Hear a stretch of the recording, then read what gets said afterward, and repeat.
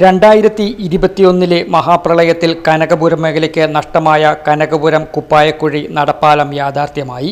കോട്ടയം, ഇടുക്കി ജില്ലകളെ ബന്ധിപ്പിക്കുന്ന പുനർനിർമ്മിച്ച പാലം 27-ാം തീയതി നാടിന് സമർപ്പിക്കും. കനകപുരം മേഖലയിലെ നിരവധി കുടുംബങ്ങൾക്ക് കോട്ടയം ജില്ലയിലേക്കും വിവിധ ആശുപത്രികൾ, സ്കൂളുകൾ, കോളേജുകൾ എന്നിവയുൾപ്പെടെയുള്ള സ്ഥാപനങ്ങളിലേക്ക് എളുപ്പത്തിൽ എത്തിച്ചേരാനുള്ള ഏക ആശ്രയമായിരുന്നു ഈ പാലം. എന്നാൽ പ്രളയത്തിൽ ഇത് പൂർണ്ണമായും ഒലിച്ചുപോയതോടെ പ്രദേശം ഒറ്റപ്പെട്ടു.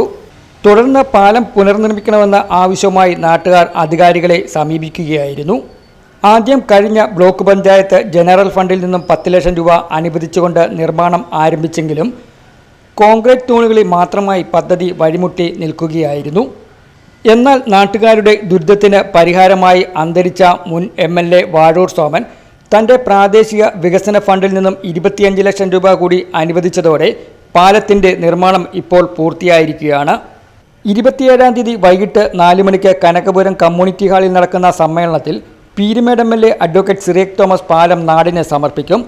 ഗ്രാമപഞ്ചായത്ത് പ്രസിഡന്റ് D. സുഗുണൻ അധ്യക്ഷത വഹിക്കുന്ന യോഗത്തിൽ ബ്ലോക്ക് പഞ്ചായത്ത് പ്രസിഡന്റ് ബിന്ദു സന്തോഷ് പണിക്കർ, ജില്ലാ പഞ്ചായത്ത് അംഗം മിനി സാബു, ബ്ലോക്ക് പഞ്ചായത്ത് അംഗം നൌഷാദ് വെമ്പിളി, ഗ്രാമപഞ്ചായത്ത് വൈസ് പ്രസിഡന്റ് രജനി രാജൻ എന്നിവരടക്കം നിരവധി ജനപ്രതിനിധികൾ, രാഷ്ട്രീയ സാമൂഹ്യ നേതാക്കൾ യോഗത്തിൽ പങ്കുചേരും.